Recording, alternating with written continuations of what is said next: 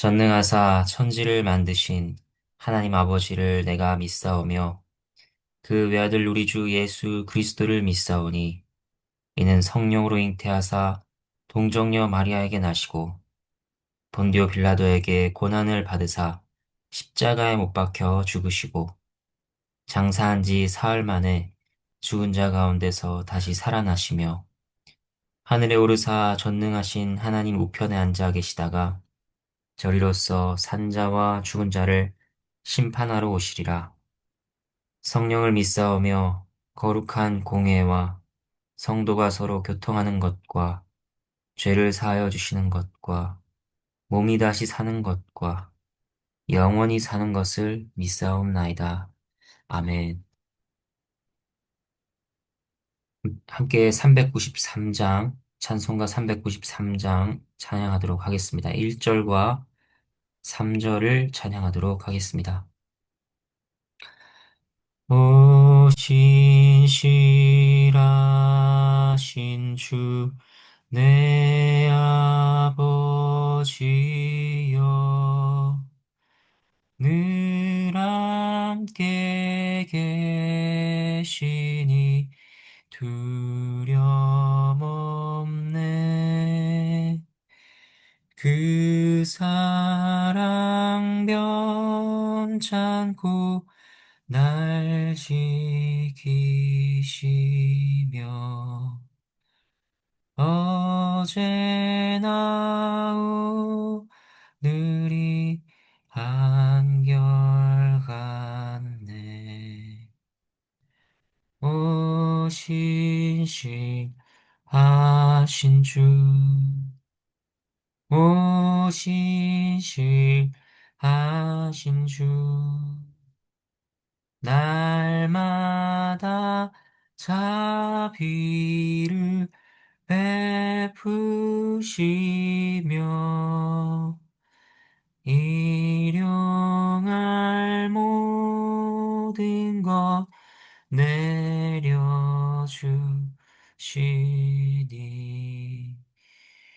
오 신실하신 주 나의 구주 내 죄를 사하여 아니하시고 주 친히 오셔서 인도하네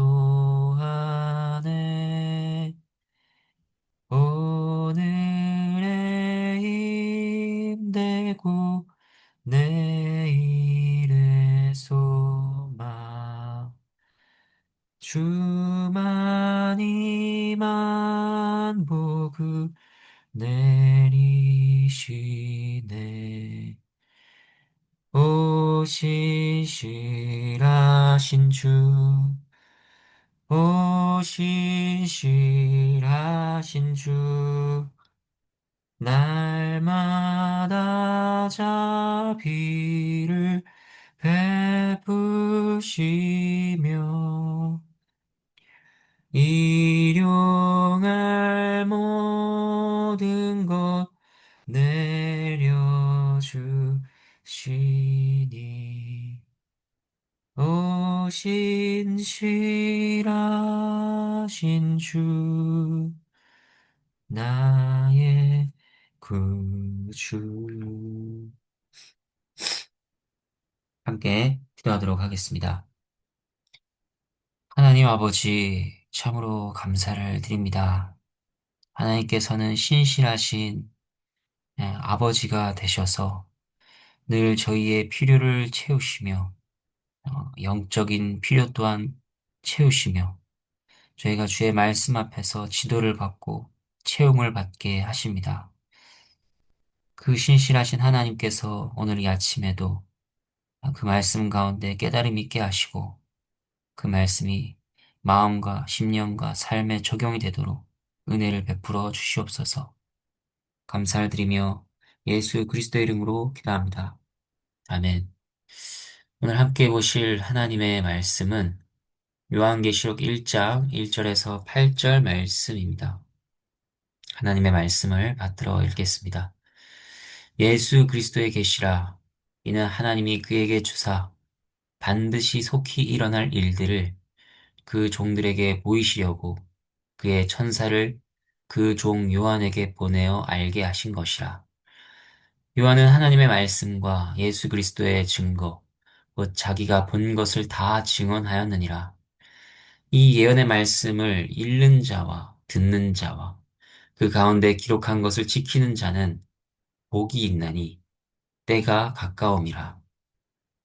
요한은 아시아에 있는 7교회에 편지하노니 이제도 계시고 전에도 계셨고 장차 오실 이와 그의 보좌 앞에 있는 7영과 또 충성된 증인으로 죽은 자들 가운데서 먼저 나시고 땅의 임금들의 머리가 되신 예수 그리스도로 말미암아 은혜와 평강이 너희에게 있기를 원하노라. 우리를 사랑하사 그의 피로 우리 죄에서 우리를 해방하시고 그의 아버지 하나님을 위하여 우리를 나라와 제사장으로 삼으신 그에게 영광과 능력이 세세토록 있기를 원하노라. 아멘. 볼지어다 그가 구름을 타고 오시리라. 각 사람의 눈이 그를 보겠고 그를 찌른 자들도 볼 것이요 땅에 있는 모든 족속이 그로 말미암아 애곡하리니 그러하리라. 아멘. 주 하나님이 이르시되 나는 알파와 오메가라. 이제도 있고 전에도 있었고 장차 올 자요 전능한 자라 하시더라. 하나님의 말씀입니다. 하나님께 감사합니다. 요한계시록의 저자는 사도 요한입니다. 그는 도미티아누스 황제의 통치 시기에 이 책을 기록한 것으로 보입니다. 도미티아누스는 네로 황제보다도 더 혹독하게 그리스도인들을 박해했습니다. 네로 황제보다 더 광범위하고 잔혹하게 그리스도인들을 박해했습니다.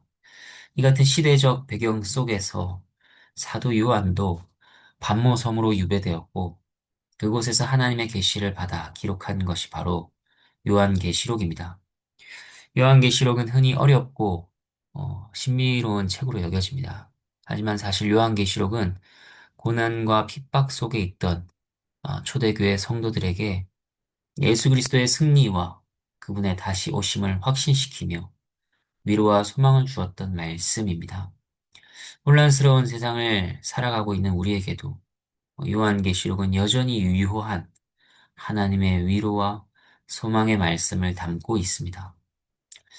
오늘 본문은 요한계시록이 어떤 책이며 누가 누구에게 주시는 말씀인지를 명확하게 보여줍니다. 먼저 1절 보면 예수 그리스도의 계시라고 하십니다. 이 계시는 요한의 환상이나 그저 개인적인 묵상이 아니라 바로 예수 그리스도께서 친히 계시하신 내용입니다. 요한은 계시를 받아 전하는 증인일 뿐 계시의 내용은 그 자신의 것이 아닙니다. 이는 성경 계시의 신적 기원과 영감을 확증합니다. 성경은 인간의 사상이 아니라 하나님의 특별한 계시입니다. 하나님으로부터 예수 그리스도께, 예수 그리스도로부터 천사에게, 천사로부터 요한에게, 요한으로부터 그 종들에게 이 말씀이 전달되고 있는 것을 보고 있습니다. 무엇을 보이시려고 하는가? 1절, 반드시 속히 일어날 일들입니다. 막연한 미래에 대한 예언이 아닙니다. 분명히 성취될 사건들이며 지체되지 않고 반드시 이루어질 하나님의 계획입니다. 속히 일어날 일들이다. 속히라는 표현은 하나님께서 정하신 때 결코 늦지 않게 반드시 이루시겠다는 약속입니다. 다 무엇을 의미하고 있는 것인가요? 앞으로 그가 사랑하시는 종들에게 보이실 일에 대해서 어떤 상황에서도 의심하지 말라는 것입니다. 그가 정하신 때 반드시 또 지체되지 않고 이루어질 것이니 결코 낙심하지 말라는 것입니다. 많은 성도들이 혹독한 박해 속에서 낙심과 두려움에 사로잡혀 있었을 것입니다. 그런 성도들에게 말씀하십니다. 지금 고난 중에 있지만 내가 반드시 이룰 일을 믿고 기다리라. 나는 결코 지체하지 않는다. 그렇게 말씀하시는 것입니다. 조급하며 간절한 마음과 함께 낙심과 의심을 가지고 있었을 주의 종들을 위로하고 격려하시기 위한 말씀인 것입니다. 이 말씀은 오늘을 살아가는 우리에게도 동일하게 적용됩니다. 우리는 끊임없는 영적 박해 가운데 살아갑니다. 수많은 고난을 또한 인생에서 겪습니다.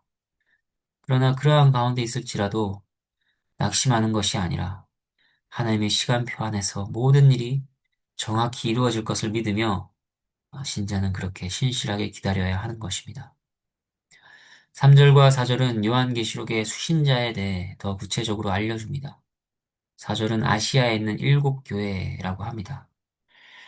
당시 실제로 소아시아 지역에 있던 7교회를 가리킵니다. 하지만 이 7교회는 단지 그때의 7교회뿐만이 아니라 모든 시대, 모든 지역의 교회와 연결됩니다. 하나님께서는 그분의 교회를 전체적으로 다루고 계십니다. 그리고 3절에서는 이 예언의 말씀을 읽는 자와 듣는 자들과 그 가운데 기록한 것을 지키는 자들이 복이 있다고 말합니다. 이 표현은 당시 예배의 모습을 떠올리게 합니다. 당시에는 모든 사람이 글을 읽을 수 있는 상황이 아니었습니다. 글자를 모르는 사람이 많았습니다.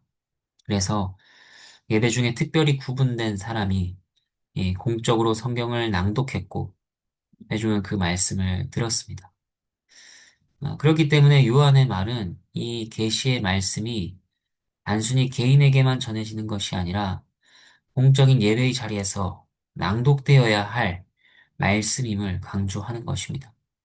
그리고 그 모임 안에 참여해 그 말씀을 듣고 지키는 자가 복이 있다고 선언합니다. 이 말씀은 우리가 얼마나 특별한 자리에 서 있는지를 돌아보게 해줍니다. 하나님의 공적인 모임 속에 있다는 것, 그리고 그 모임에서 하나님의 말씀이 선포되고 내가 그 말씀을 듣고 있다 하는 이것이 얼마나 복된 일인지 우리는 종종 잊곤 합니다. 그러나 말씀은 하나님께서 친히 정하신 은혜의 통로입니다. 오늘날도 우리는 예배를 통해 하나님의 말씀 앞에 서고 그 말씀을 듣습니다. 그 자리, 그 공동체, 그 말씀 아래 있는 것이 얼마나 크고 복된 일인지 우리는 기억해야 할 것입니다. 세상의 소음과 고난 속에서도 말씀을 따라 말씀을 지키고 마음에 그 말씀을 간직하고 그렇게 사는 자에게 주시는 복은 여전히 유효합니다. 그것이 바로 하나님의 백성으로 사는 특권입니다.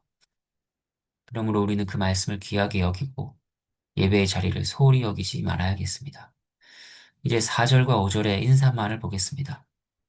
요한은 그들에게 은혜와 평강이 있기를 원한다고 말합니다.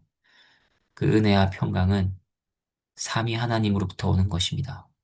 세상이 줄 수 없는 오직 하나님으로부터 오는 참된 구원의 은혜와 평강입니다. 우리가 가장 바라고 소망하며 기뻐해야 할 은혜와 평강입니다. 이제도 계시고 전에도 계셨고 장차 오실 이는 성부 하나님을 가리키는 것입니다. 과거, 현재, 미래의 시간 안에 항상 계신 영속적인 분일 뿐 아니라 시간을 초월하여 계신 영원하신 하나님이십니다. 자존하시는 하나님이십니다. 그의 보좌 앞에 있는 7명은 성령님을 말하는 것이죠. 이 표현은 성령님의 충만하심과 완전한 사역을 상징적으로 나타냅니다. 이사야 11장 2절 보면 성령님에 대한 7가지 묘사가 나옵니다. 여호와의 영, 곧 지혜와 총명의 영이요, 모략과 재능의 영이요, 지식과 여호와를 경외하는 영이 강림하시리니. 이처럼 성령께서는 여호와의 영이시며 지혜의 영이시며 총명의 영이시며 모략과 재능, 지식과 여호와를 경외하는 영으로 역사하십니다. 7영이라는 표현은 성령께서 다양한 모습으로 사역하시며 또 그분의 사역이 얼마나 풍성하고 완전한지를 보여주는 것입니다. 그의 사역은 제한되지 않고 온 세상과 모든 교회에 충만하게 임하며 하나님의 뜻을 이루십니다. 예수 그리스도께 대하여서는 충성된 증인으로 죽은 자들 가운데서 먼저 나시고 땅의 임금들의 머리가 되셨다고 합니다. 여기에서 보게 되는 것은 무엇입니까? 예수 그리스도의 삼중직입니다. 세 가지 직분입니다. 충성된 증인으로서 말씀의 사역을 증언하신 선지자시요. 의를 이루기 위해 죽으시고 먼저 나신 제사장이십니다. 또 부활하시고 높아지시어 땅의 임금들의 머리가 되셨으니 세상의 왕적 통치를 나타내시는 예수 그리스도이십니다. 우리는 이 모든 직분이 우리의 구원에 필수적이며 또 우리의 구원에 어떻게 연결되는지를 늘 묵상해야 합니다. 특별히 요한은 5절 끝에서 그의 피로 우리 죄에서 우리를 해방하셨다고 하며 예수 그리스도의 십자가 대속의 은혜를 강조합니다. 우리를 죄의 속박에서 해방시키는 것은 전적인 그리스도의 사랑과 보혈의 공로입니다. 우리는 우리의 행위가 아니라 오직 예수 그리스도의 보혈 공로로 구원을 받습니다. 그리고 6절, 그의 공로로 우리는 구원받은 성도들의 신분을 가지게 됩니다. 나라와 제사장으로 삼으셨습니다. 나라란 하나님의 통치를 받는 백성으로서의 신분을 알려줍니다. 우리는 더 이상 죄의 종이 아니라 사단의 나라 아래 있는 자들이 아니라 하나님의 주권 아래 사는 거룩한 백성이 됩니다. 제사장은 무엇인가요? 구약 시대에는 특정한 제사장만이 하나님께 나아갈 수 있었습니다. 하지만 예수 그리스도를 통해 모든 믿는 자는 이제 하나님께 직접 나아가는 제사장이 되는 것입니다. 이러한 은혜를 생각할 때 우리는 예수 그리스도께 돌려야 할 합당한 찬양과 영광을 돌리게 됩니다. 요한은 그가 피로 이루신 구속뿐 아니라 교회가 한 가지를 더 주목하도록 요청합니다. 7절 말씀입니다. 볼지어다 그가 구름을 타고 오시리라. 각 사람의 눈이 그를 보겠고 그를 찌르는 자들도 볼 것이요. 땅에 있는 모든 족속이 그로 말미암아 애곡하리니 그러하리라. 아멘. 이 말씀에는 예수님의 재림에 대하여 몇 가지를 알려줍니다. 구름을 타고 오신다. 구약에서 구름이란 주로 하나님의 임재와 현현을 나타냅니다. 그리스도께서 재림하실 때에는 연약한 인간의 모습이 아니라 승리한 모습으로 신적인 영광과 현현으로 오신다는 것입니다. 그리고 이 재림은 은밀하게 이루어지는 것이 아니라 모든 사람이 볼 수 있도록 공개적으로 이루어질 것입니다. 믿는 자뿐만 아니라 믿지 않는 자들, 심지어 예수님을 십자가에 못 박았던 자들까지도 그분을 보게 될 것입니다. 그리스도의 우주적인 주권과 심판자로서의 권위를 나타내실 것입니다. 그리스도를 거부했던 자들에게는 심판의 날이 될 것이기 때문에 그들은 애통하게 될 것입니다. 그러나 성도들에게는 구원의 완성, 즉 기쁨의 날이 될 것입니다. 우리는 이 재림의 말씀을 통해 두 가지를 분명히 붙들어야 합니다. 하나는 지금의 고난이 끝이 아니라는 것입니다.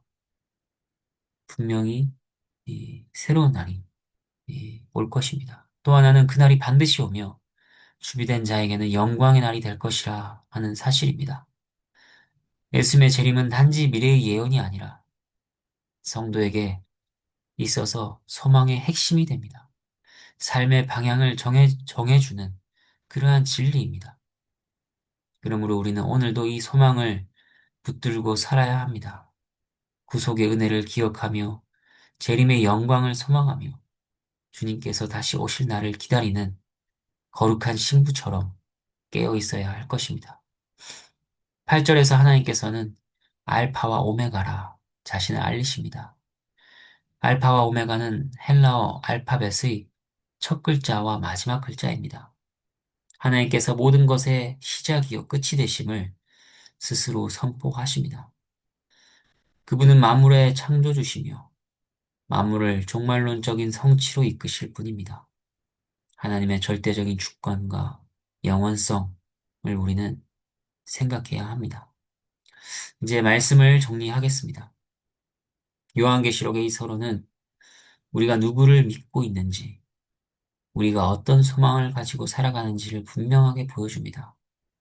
그분은 이미 승리하셨고 다시 오실 것이며 그날에 우리는 완전한 구원의 기쁨을 누리게 될 것입니다. 그러므로 우리는 이 말씀을 가볍게 여겨서는 안 됩니다. 지금 이 시대 속에서도 예배의 자리에서 말씀을 듣고 지키는 자에게 약속된 그 복을 사모하며 구속의 은혜를 기억해야 할 것입니다. 또 재림의 소망 안에 깨어있는 성도로 살아가야 하겠습니다. 하나님께서 우리 모두에게 믿음을 더하시고 은혜를 더하여 주시기를 간절히 바랍니다. 그분께 영광과 능력이 세세토록 있기를 바랍니다. 아멘. 주님께서 가르쳐 주신 기도로 함께 기도하도록 하겠습니다. 하늘에 계신 우리 아버지여, 이름이 거룩히 여김을 받으시오며, 나라가 임하시오며, 뜻이 하늘에서 이루어진 것 같이 땅에서도 이루어지다. 오늘 우리에게 일용할 양식을 주시옵고, 우리가 우리에게 죄 지은 자를 사하여 준 것 같이 우리 죄를 사하여 주시옵고, 우리를 시험에 들게 하지 마시옵고, 다만 악에서 구하시옵소서. 나라와 권세와 영광이 아버지께 영원히 있사옵나이다. 아멘.